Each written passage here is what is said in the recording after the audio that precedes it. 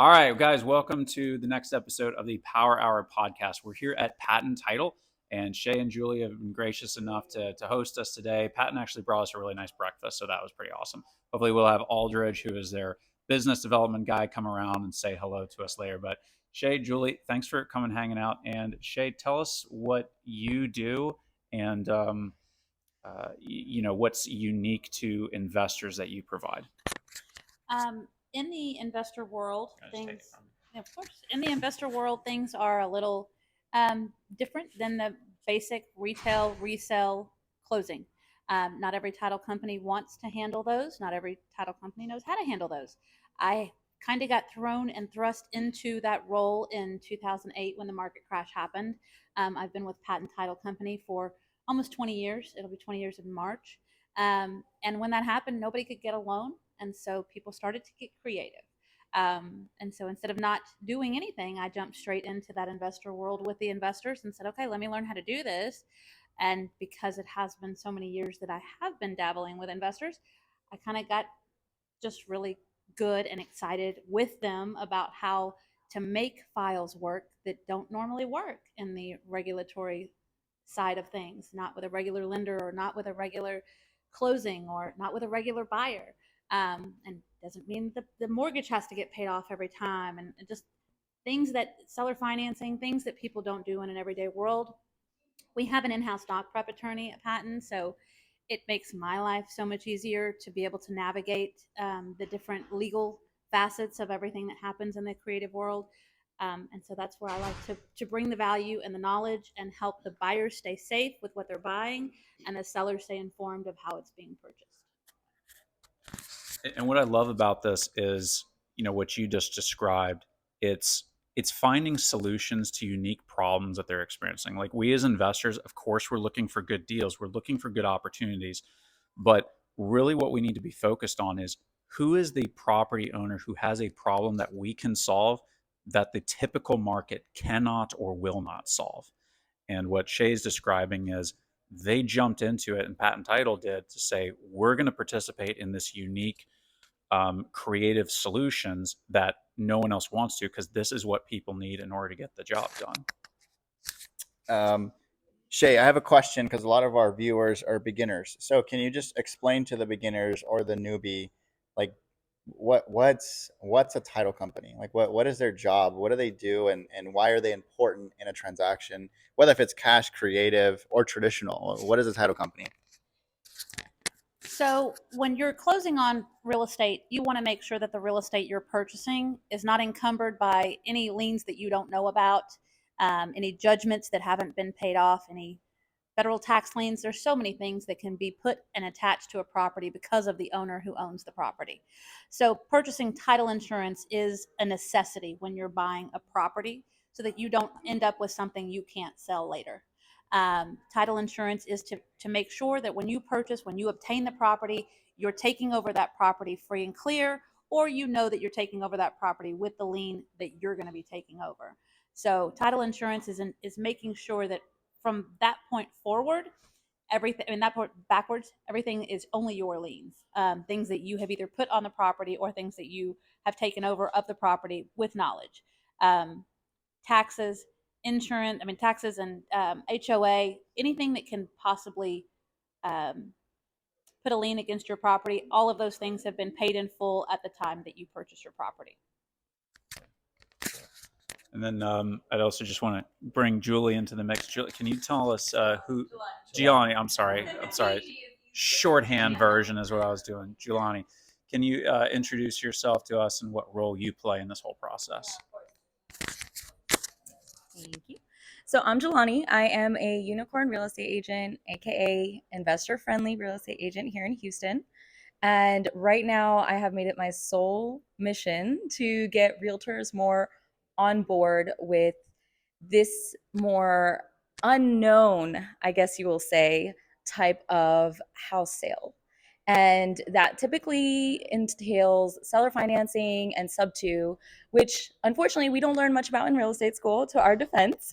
And so we're trying to provide knowledge, and I have the help of Shea, Jeff, Andrew, Jeremy, everyone here within the Sub 2 community that has been very open to trying to help realtors get on board and know where we stand in the process, where are our fiduciary duties, and where that boundary lies, so we can make sure that we're also protected, because unfortunately, like investors, we run the risk of losing our licenses. You guys, it's just the wild, wild west, but we have to move a little bit differently. And so I'm hoping to push more knowledge so more agents know where that line is.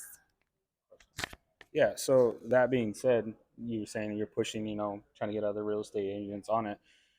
And I know you've maybe brought this up, like 10 years ago, how many creative deals were you doing, like a month to now? Like how many creative deals are you guys like seeing? Even back whenever the market crash happened, there weren't enough people, or there weren't as many people who actually knew how to make these deals work or knew how to make them happen. And so I wasn't getting that many. Even though so many people couldn't even get a loan, the people that weren't getting a loan didn't know how to do this. And so now that the knowledge is being purported out to the masses, I was doing probably one a month. I'm doing 5 a week. These transactions are happening. This past week, I closed 5. 2 of those 5 were with realtors who got paid. So it is happening. There are realtors who are being opened and seeing the benefit of how to do these closings with their client, for their client, and being told at the table that there was not any other way. I'm being told that by the realtors. Like we tried and we tried, and there was no other way. We wouldn't have been able to close at all. There wouldn't have been any options left. I would have just had to walk away with a sad client, and I wouldn't have gotten paid. And here now we had a solution. The solution was, everybody left happy. Everybody was satisfied with how it got closed, and the realtor got paid. So it's just a different world than even it was when the market crash happened, because we're finally sharing the knowledge. Yeah. No, I think a lot of our viewers are really new. So, Gigi, when I'm a new investor and I want to either buy this house as an investment property, what should I say, or maybe what shouldn't I say to an agent that doesn't know anything about creative? Or what kind of things have you heard to say, hey, let's structure the conversation around this? Or what have you learned in your experience? Because your goal is to spread more awareness. So what would you say to a newbie investor to say, hey, how can I bring this idea to an agent that has a listing, that a property that either I want to purchase for my own or as an investment property? What kind of words of advice would you give them? So there would be 2 things that I would definitely touch on. And the first would be, is there a problem? What is the seller's situation? If the seller has equity in their home, it's also always going to be my fiduciary duty, of course, take it to market, right? That's kind of what we all know. If the seller is, having a certain problem where they might not have enough equity in their home, they just purchased it 6 months ago and now they're being transferred for a job, or it's been on the market for a really long time and they just need to offload for whatever reason, they can't make the payment. These are going to be certain scenarios where we need to talk about. So I think the first thing is definitely going to be talking to the agent and finding out, what are your clients' pain points? What are their needs? What is their goal right now? What is the most important thing that they need right now out of this sale? Do they need to make the most money? Do they need to move quickly? Do they need to just stop making payments on this house? Like, once we get to the bottom of that, we can make sure that everyone's goals are aligned. Once everyone's goals are aligned, things are going to kind of start to work a little bit more smoothly once you start to break things down. On another end of it, I think a big thing where realtors get stuck up on is the fact that they overcomplicate the process. So very simply, I typically talk about how we're used to having 3 people and kind of like the triangle of service that we give to a client, which is me as a realtor, you as title, and then typically there is the lender. So I let people know in that entire process that as a realtor, from beginning to end, we're just going to chop that middle process out, which most of it, like let's just say 21 days on average, is in the lender's hands. we're going to cut that out. We're going to cut the lender out, and we're going to cut all of that processing time out. And it's going to go straight from the realtor to title. It's actually less hard, or I guess less difficult, which I think realtors are having trouble understanding for some reason. And so I am trying to kind of put that out there where I'm like, chop the lender out. If you just look at the big picture, that's going to put it into perspective, at least in simpler terms. Yeah, that's a really good point. To your point, we had a property that we were working on in Pearland, so south of Houston. And the agent, when we approached her about it, she's like, "Oh my God, this is a blessing that you guys could do something like this, because my seller has a house, a 2022 built house, that they're going to cut the power off on Friday. And that house is going to sit there in the 100-degree heat and could potentially get mold and the damages and all this other stuff." And the agent was literally like, "How am I supposed to sell the house with no electricity? How am I supposed to sell the house with no issue?" So we actually came in and helped them. And to your point, is they had title open at another title company, unfortunately, but I think they hang their license with Patten, so it was the same, under the same branch or whatever. Yeah, fee attorney. Yeah. See, I don't know. But essentially, we got the property under contract on Monday. We closed on Friday. It's like we closed quick, right? Oops, sorry. So I've never heard of I've never heard the person on the side, right? yeah. So we closed pretty quickly, and the reason that we did with them, because title was open, everything was ready to go. They said they were able to do it. It was not the best experience, because Patton always gives us phenomenal experiences.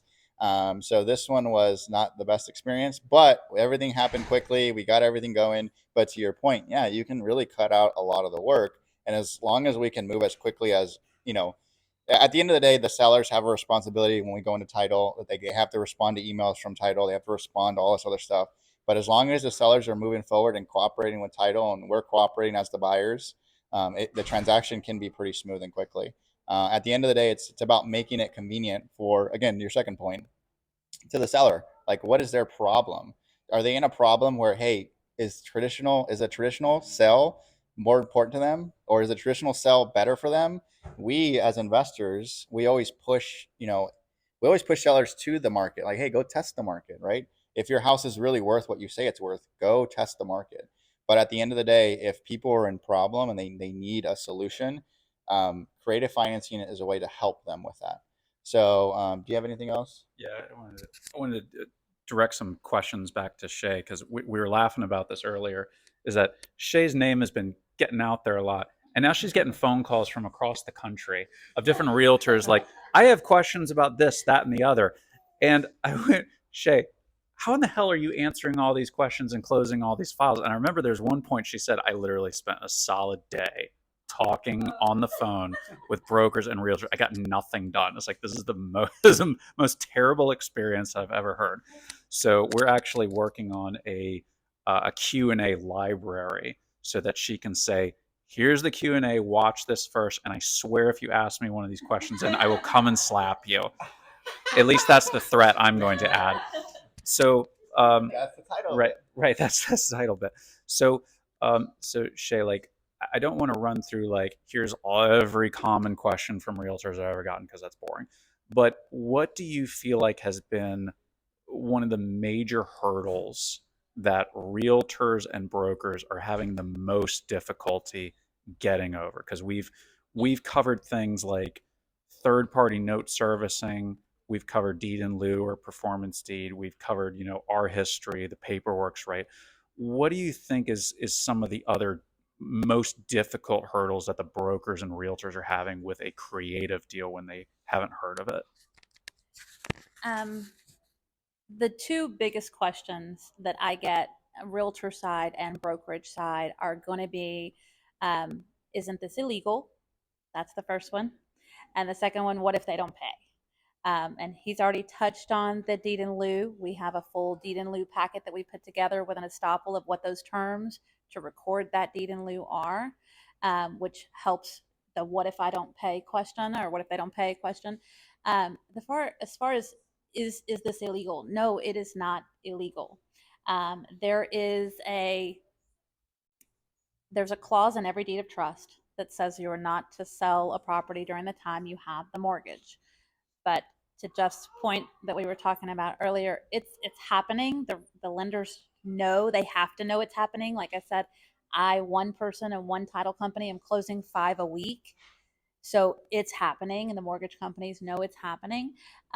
These investors who are purchasing properties for $10,000 down are not going to put $10,000 down and lose that money to not pay the mortgage. And so the deed in lieu only really is an issue if the mortgage is not getting paid on a monthly basis. And they're not purchasing these properties to lose them. They're purchasing these properties because they want to make money. And so they know they can't make money if the deed in lieu, if the due on sale clause happens, or the deed in lieu needs to be recorded. That's the worst case scenario for them. They're not running down that road. They're not buying the house with $10,000 down or whatever it is to not make money. That's not the end game for the investor. So in the years that I've been doing this, since 2008, 2009, all of these sub 2 files, there's only been 3 times that I've had someone come back to me saying, hey, the note got called. And I'm like, well, what happened? They weren't making payments. That's really the only situation that ever comes up.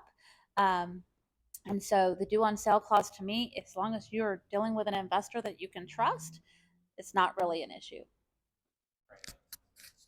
Shea, Gigi, thank you all so much for being here. Guys, if you're in the Houston area and you have files, do look up Patten Title, look up Aldridge Jack, look up Shea Johnson. They're here to help you. We'll have links to them in the YouTube channel as well. And as soon as we get those Q&As done, we'll also post that for you. Please watch those first before you start blowing up Shea's phone, just out of gratitude. This is Aldridge right here. Aldridge, how's it going, man? What do you do for Patten? Everything. I do a lot, but thank you for allowing me to be on the podcast with you all. But Shea and I work very well together. So I do the outside sales. I'm the marketing. I'm the person that got to get Shea all these great deals and get her in front of these movers and shakers like you all. But my job is to bring value. We want to educate them with educational resources to make sure that you know what to expect before I get you over to Shea.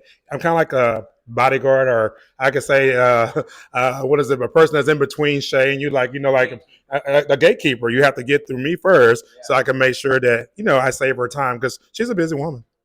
Yes. So Aldridge, first off, thanks for even having us here. A lot of this power hour here, us in Patten as consistently, a lot of it has been because of you, honestly. So thank you for that. As far as events that you guys have, you mentioned that you want to help educate people. What kind of things do you provide to Patten, and do you also provide to other investors and other agents? What type of classes do you guys offer, or what type of events do you guys offer to help educate these individuals? Right. So we have a new class that Shea was talking about at the Women's Brunch, which is called the Title Pro 247. A lot of the investors have taken the class already. We did it 2 times already. It is a CE class, but if investors, they don't have their license, they still can take the class for free. But basically, it's a tool that helps you form zip codes. It helps you, research different things that you need to know when you're trying to go after these pre-foreclosures or these properties that are distressed, right? Also, you can use how much equity you want in a house like that. So that's a class that we've been doing this past month. We also have other educational classes that we are working on. Like I said, you do want to follow me on social media. My social media page is aldridge.jack.trek instructor, because I post all my classes there. But it's just that we have different classes, how we try to bring value to you, if that makes sense. So Aldridge, in a lot of the avatars that investors have been talking about, there's a closer avatar, there's the unicorn agent, one of the avatars that comes up a lot is called a connector. A person who just goes around and networks and finds out who does what and gets these people to work together. That's obviously you. That's one of your major functions. But one of the things that I think a lot of newbie investors fall into is they put themselves in this area of the connector and they can't monetize it. They can't actually make any money off of it, whether they're just not in the deal for some reason, whatever. But literally, you get paid to get business development done. So how do you be a connector and still get paid for it? What is the factor that you feel like these other guys might be missing? Well, that's a good question. Shay knows I'm a book fanatic, so she knows my favorite author is John Gordon. I give him credit. I read that book called The Energy Bus. It was 8 years ago when I was a teacher, so my principal made us read that book. Shay read the book in one day. I did not, but still, the book is great because it's all about positive affirmations. It's about being grateful, having abundance. You know what I'm saying? Every day when I get up, you go to my social media page, I am quoting John Gordon, his quote of the day, right? So if you're thinking positive when you're starting your day every day, it gets your flowing good. For being a connector, I just learned from, and I'll tell Shay the truth, it was Patrick. Patrick's the person that said, you go to a networking event. He says, don't be stuck at a table. He says, you go up to somebody like Jason Bible, Robert Rufino, and you say, who in your spirit influence should I be talking to here? That's what I was telling Juan today. You don't want to waste your time because there's so much time in the day. So I don't want to waste my time. When I go to an event, I'm not stuck at a table. I tell people, you get stuck at the table. I got to be out there working the field. When Shay was here today, I didn't know she was here today. I went and introduced her specifically to people that have been asking to speak to her because I know she's very important. I know her time is precious, so she wouldn't be here if she didn't care, right? But if I know if I could walk up to somebody and say, hey, you need to meet Shea Johnson, or Shay, that person you need to talk to, I'm saving her time. So that's how I like to bring people value. That's a really good question. I know, right? All right, we have their next guest coming up on deck, right? Yeah. Okay. All right. Thank you, Aldridge. So Margaret is a real estate attorney, focuses on tax delinquencies. Oh, wow. Okay. Margaret is a tax attorney focusing on tax delinquencies. I want to hear all about this. Can you give us a brief intro, who you are, and like what are the biggest problems that you're particularly dealing with in your chair? Hi, guys. Thank you so much for having me. I appreciate you all. So, again, my name is Margaret Alfred, and I am originally from Beaumont, Texas. I went to school there, accounting undergrad, and then I went to um, Houston here to go to law school because there is none in Beaumont. So, and after that, I just got my regular JD, right? Then I went to University of Florida to get my LLM in tax law. And my first year as a student in law school, I interned at a delinquent property tax firm here in Houston called Lineberger, Goggin, Blair, and Sampson. And so this is how the journey began. When I finished my LLM in tax law, I just didn't know what to do. I was going to go ahead and work at a downtown accounting firm. And then I got a call from the managing capital partner here in Houston, and he said, we have an opening. So that is when my journey began. And for the last 4 years, I've been there practicing delinquent property tax law. So to tell you a little bit about, I guess, and I know you mentioned like what is my struggle, but it's What are your clients' problems they're typically okay. facing that has resulted in a tax delinquency? Okay, so I'll specify right now, our clients are municipalities and like school districts, taxing jurisdictions like City of Houston or HISD, right? They're mostly going to send us a list of who it is that they can't collect on. They're going to attempt to collect. What I like to say about our firm is we're a glorified tax agency or a collection agency because that's predominantly what we do. A lot of these suits are solved before they come to us in the litigation department. Most of our firm, we collect the taxes. Like it's 93% or so, don't quote me, people in Harris County pay their taxes. It's the other 7% that don't, that we get at our firm, right? And then on top of that, we collect. Once people know it's escalated and there may be a lawsuit that's filed in the event that they don't pay their taxes, they generally call in and find out what they can do. And our main goal is to help people pay their taxes. We don't want anyone to foreclose. We're collecting on behalf of our clients. So, yes, that is our main goal, right? To collect the taxes. But we do not want to see any person displaced from their home ever. And so our clients don't really have the issue. What I see for the most part is it's the taxpayers that have the issue that don't know the different resources that are provided to them. So like right now, there's this thing called the Texas Homeowner Assistance Fund. And as far as what we've been told by the people who run that fund, this month is the last month that taxpayers can apply for that fund.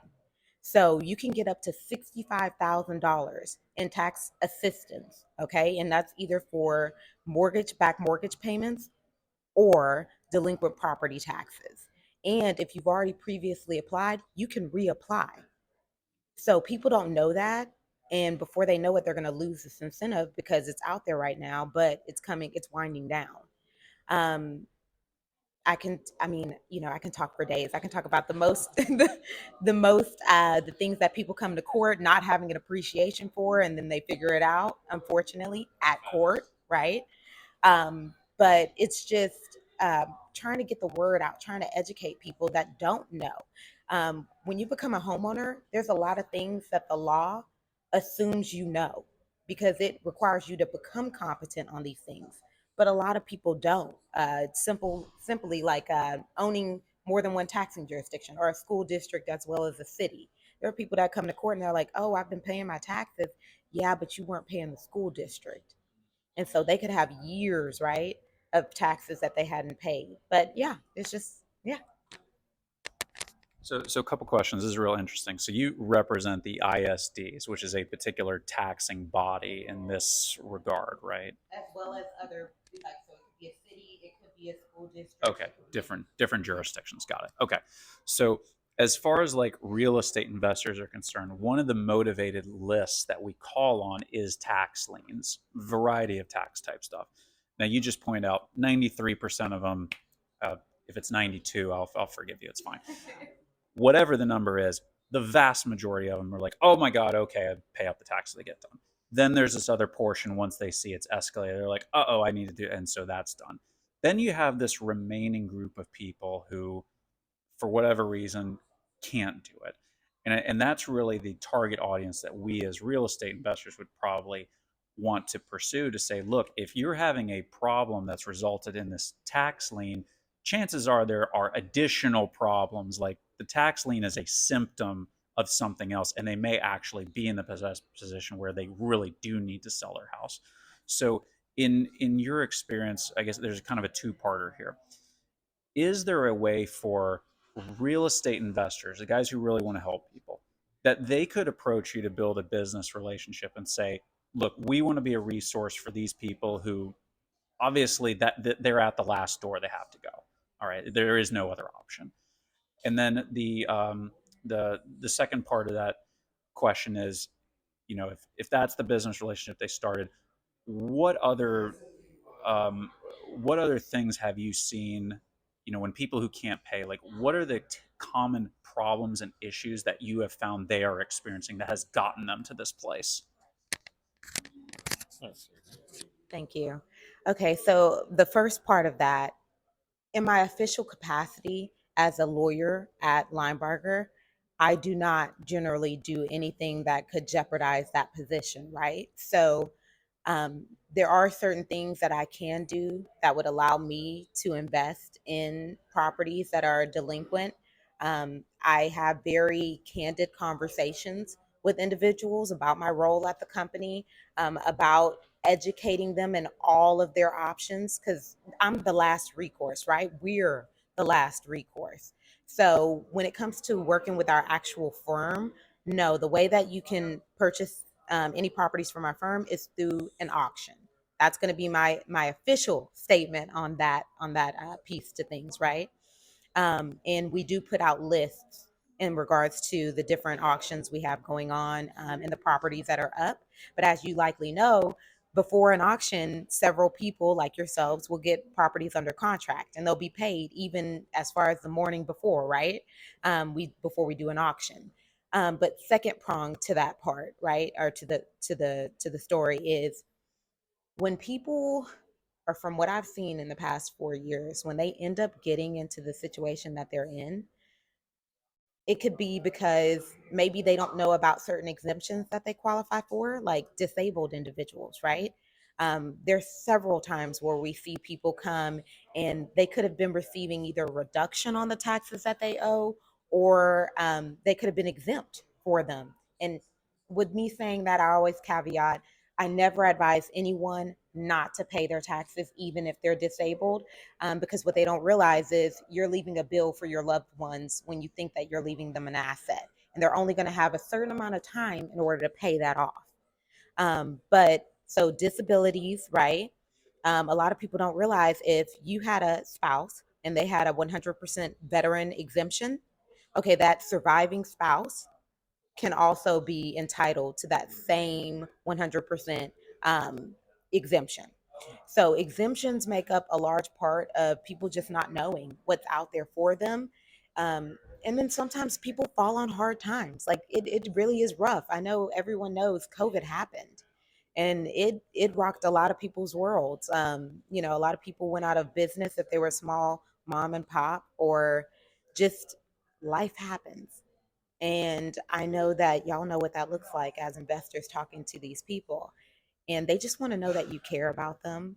You know, they want you to spend time with them. But yeah, it's a slew of things, but mostly it's just people falling on hard times. All right, I think we have a next guest coming up.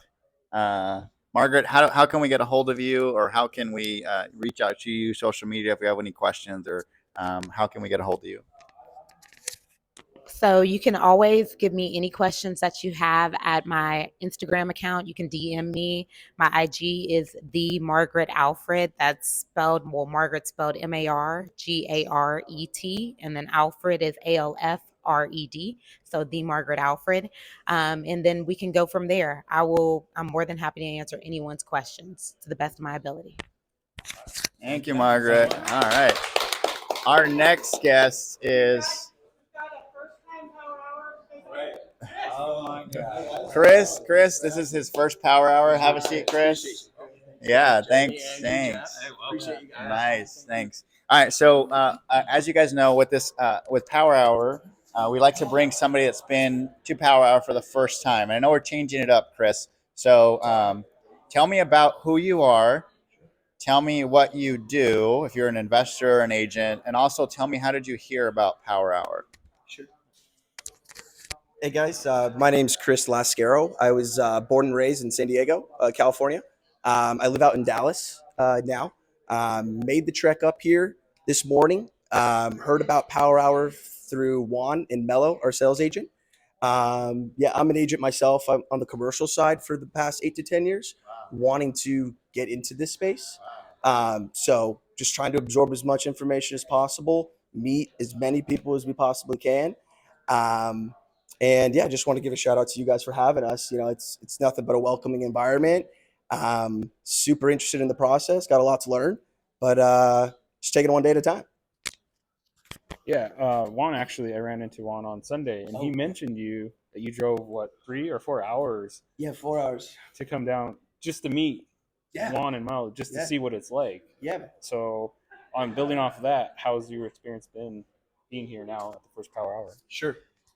It's honestly been great. It's been nothing but everyone's welcoming. Jeff, really appreciate you taking the time to help us out earlier. I know I had a bunch of questions for you. I'm sure he's a little sick of it, but I was pushing him a little bit. Yeah, I was pushing him. Yeah, other than that, it's been nothing but terrific. We drove, my partner and I, David Brenner. We've done a lot of work together. We want to really get in the space together as a tag team it, together. Yeah, we drove again this morning, 5 a.m., break of dawn, trying to be here by 10 on time, But yeah, we'll do whatever it takes. I think it takes special people to do that. And I think you guys have been nothing more than welcoming. So we really appreciate that. All right. I'll go off of one thing that you did mention, Chris. You said it sounded like you were a little bit, hey, there's a lot to learn. So one thing that I will tell you is that don't feel, and all the people that are new out there, don't feel like you have to do this on your own. We have these meetups. We make these connections. We make relationships with agents and escrow officers and everything like that. So we don't do anything on our own. So don't feel like if you're new out there, especially you getting into the creative realm, don't feel like you have to do it on your own. You have to know every aspect of it. The reason I bring that up is because I was talking with somebody earlier and we were breaking down a creative deal. And he was basically asking me, hey, what do I do? And I broke it down to him and I'm like, look, how long it took us to find out all these options, but you don't even know if the seller or if the client is going to be even interested in that. So really start with the problem. What is the problem? And then all of these other things that we have, then we can provide the solution. But if you're new and you say, hey, I have a client that has a problem and they need to sell, bring it to somebody like us, a Juan, a Mello, or somebody like that that can help you say, hey, this is how you solve that problem, and this is the benefit, this is the con, here are other options. But I would say, don't feel like you have to know everything, right? Don't feel like you have to know all of that stuff. So okay, so my next question to you, Chris, is what would you say, what advice would you give to somebody that is wanting to come to a power hour? What advice would you give to somebody like that? 2 words: get out there. I'd say put yourself out there.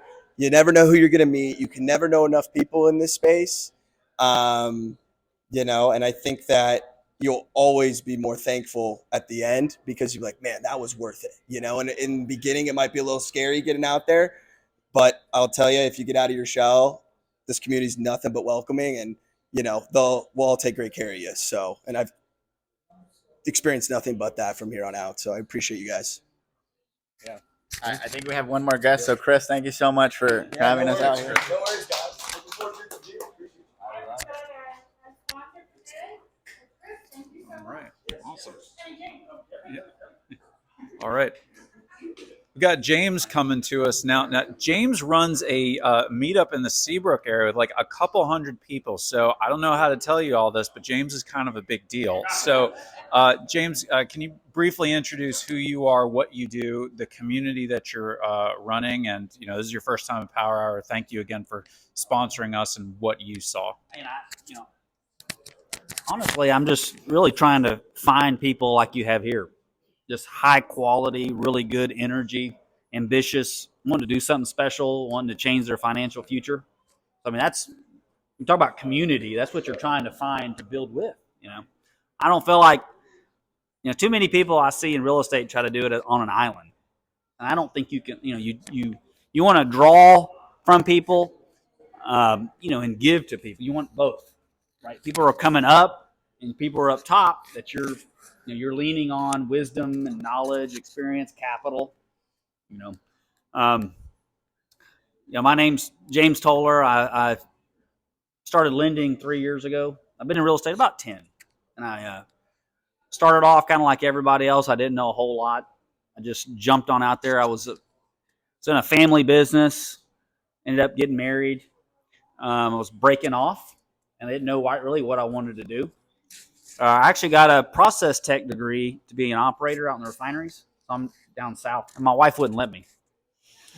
Yeah, so I was breaking off from my family business. She would not let me go out there. She said, "James, I've got you." Being in Pasadena, right? That's a good job. As an operator growing up, I couldn't see bigger than that. My wife wouldn't let me do it, and so I ended up doing something else. Got into real estate. I was watching HGTV and all these shows, these $80,000, $90,000 flips, all that kind of stuff. I thought, man, I could do that. I managed like 50-man crews. Our family did highway maintenance, so we had these big crews in it. So I thought, man, I could do that. So that's how I got into real estate. Was started off doing one at a time, it's like everybody. Then I figured, man, you can't make any money doing one at a time. So I started finding private money, how private money works, started finding good deals. I started doing 2 deals at a time, then 5 at a time, then 10 at a time. And I've been doing between 10 to 15 flips at one time for many, many, many years now. I've got 13 right now as we speak. And I've just wholesale off, hold them as rentals, flip houses, and then I've just stacked up cash over the years. Just been doing this for a long time. And like I was telling you, I had a buddy of mine came in, needed funds. As far as a lender goes, I'd never, envisioned myself. A buddy of mine needed my help. I financed him. It was about a 2-hour close. From call to close was about 2 hours, and just kind of word got out that, that I did that, honestly. And the docs were already in, so we just changed the name on the docs. Title commitment in. It was just one of those things. It was a bang bang type deal. And from there, I try to do what I say. I try to be, a mentor. I try to, make an easy process. So I'm just taking an approach in lending of being a mentor mixed with lending. All right, I give deals out to borrowers all the time. So I just try to add as much value to the borrower as possible in any way possible. And that's been my approach. And, business will go where it goes, but if you feel like I'm giving you more than most do, good things will happen. Is that fair to say? And that's all I care about, right? If you want to go use somebody else, go ahead. But know that I'm thinking about you and I'm thinking about the process. And so anyway, that's just been my approach to business. And that's how I've dealt with my contractors. I bought my contractor a house, and I found it lives on the water, got him the house, bought him a car. I try to overdo and look out for the people that I work with. That's just been my approach. It's kind of like you give and you'll get. You give, you receive. Just an abundance mindset. So, that's just how I've run my business. And I think I've been blessed to be a blessing. That's been my approach right there. So just kind of, one by one growing. And I think my lending has grown ever since we really started. We did 16 files in 1 week. Lending in 1 week. So, we've got about 200 notes out right now. I service all the notes. I don't sell off. I've never sold a note off. I hold all the notes. Just good. Yeah. So talk to us a little bit about the event that you hold. Is it in Seabrook? Talk a little bit more about that. Tell us how we can get information about it, and also how often is it? Us as investors, I know Aldridge has been telling us to go out there, so we're going to go out there the next one that you guys have. So talk to us a little bit about that. Let us know when that is, and then how often it is, and what should we look forward to seeing at that event? What's it called? It's just a King James Lending, event. I don't have a specific name for it. I do it every Monday from 10 to 11. I actually have a Bible study from 9 to 10. So it's a little different than most. I have a pastor that actually runs the Bible study. So I mix my faith with that group. It's a different topic every week. So my goal is literally for you to come meet high quality people. You don't show up at 10 o'clock on a Monday. You know what I mean? And that was my goal. I didn't want, plate liquors and people that were there for the free food and free drinks. Yeah. So if you show up at 10 o'clock on a Monday, you're serious about real estate. And the energy in that room is a little bit different because everybody's very serious. So that was my approach to it, was find, if I had 5 people, high quality people, I'd rather have 5 than 200. And I've started with that thought process. But everybody's pretty much full-time real estate that comes to it. Every Monday is a different topic. I have guest speakers that come. So the idea is to just add value in different aspects of real estate. It might be land development. It might be subject to, might be wholesaling, flipping, everything. Construction. I've had appraisers come in there and give a presentation on what they look for on the appraisal side. Inspectors. I have a full-blown inspector say, hey, when you're an investor, what should you be looking for? When you go inspect a house, what do you see kills most deals? So just helpful, just practical, helpful real estate knowledge. I do it every single Monday. It's from 10 to 11. It's good networking. A lot of people, come out there and just try to just overload them. When you walk away, I just want you to feel like you've gained something. That's kind of my overall. You see, what's my goal with it? I want you to feel like, man, that was a really good energy. I feel motivated. I'm pumped, and I took something away that I can learn, to help further your real estate business, and ultimately do more transactions, take them to Patten Title, and it's good for everybody. It's at my office in Seabrook. Yeah. It's 10 to 11 every Monday. Yeah. So one thing you talked about before, and those of you who aren't in Texas, so maybe we'll make this the last question, is people out of state, like, who don't know what an operator is in the oil and gas world. And so you were saying initially, like, I couldn't see beyond that. I couldn't see going further than that. And I find a lot of people, they're kind of at one of two extremes. Either they don't see themselves progressing in the business at all, or they think they're going to be emperor of the planet. So how do I, if I'm a new investor and I'm trying to enter this space, how do I create a vision that, I guess you could even describe it like kind of the acronym SMART, specific, measurable, achievable, relevant, time related. how do I start there, and how do I help myself see what the next step is? Oh yeah, that's a great question. You know, one thing I always say is when you're new, you don't have confidence, right? You shouldn't. I mean, unless you're self-delusional. Yeah. So I like people to borrow my confidence for a while. I like them to come to my closings. I like them to go on seller appointments with me. I like them to deal with contractors together. So I think the more you get around somebody who's doing what you want to do, you respect them, you admire them, the way they handle themselves, the way they're trustworthy, good reputation. As you're around these people, they're influencing you, right? So everybody's influencing you one way or another. So when I started, I tried to find the Eddie Gants of the world, the people that I admired, and like Tom Berry and these people, and I would just stalk them. Really, I would anytime they spoke, I was there, and even to this day, if they're there, if they're speaking, I go listen. And I'm trying to pull out things that I can use in my business, that expand my mindset. And I just, whenever there's a question time, I ask as many questions as possible till they shut me off. You know what I mean? My thought would be is, work on yourself, work on your mindset. To me, having a really good mindset is the key. You start off with a high quality mindset, abundance mindset.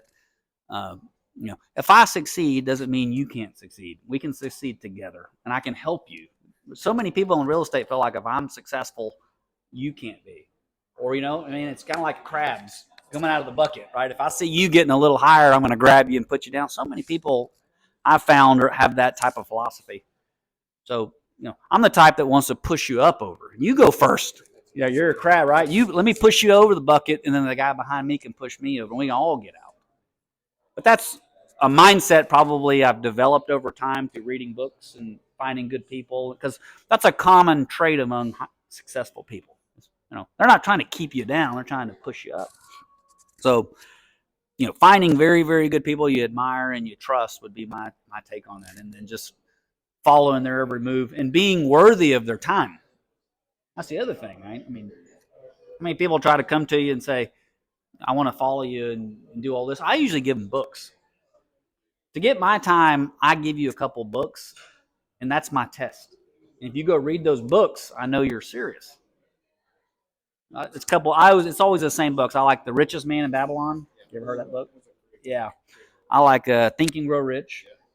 And I like Meditations by Marcus Aurelius. You ever heard of that book? It's a really good one. It's a Stoic book, but it's really, really good book. So anyway, when I give those 3 books out, if they go read them, I know they're somewhat serious. And then that helps filter out the people who are just.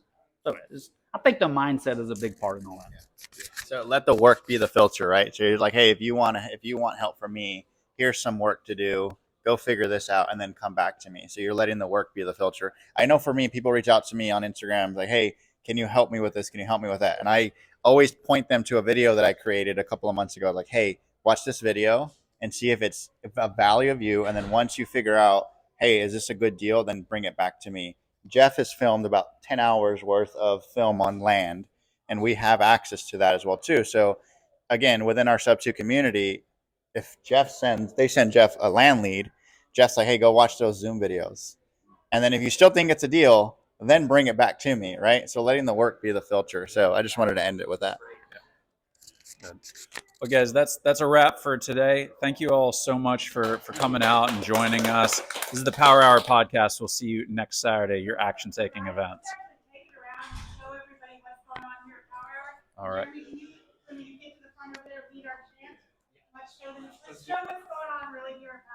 All right. So we're going to show you now a clip of all the people. Our producer's getting us around. So get like 40 people together. So let's go take a look.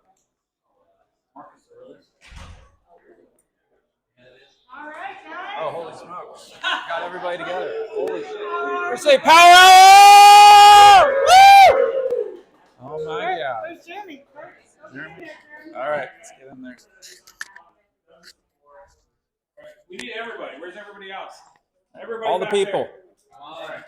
We're going to split down the middle. You split, James. You have to be James is the divide. All right. We're gonna go power and then hour. All right. We're ready. Got the mic. Hour.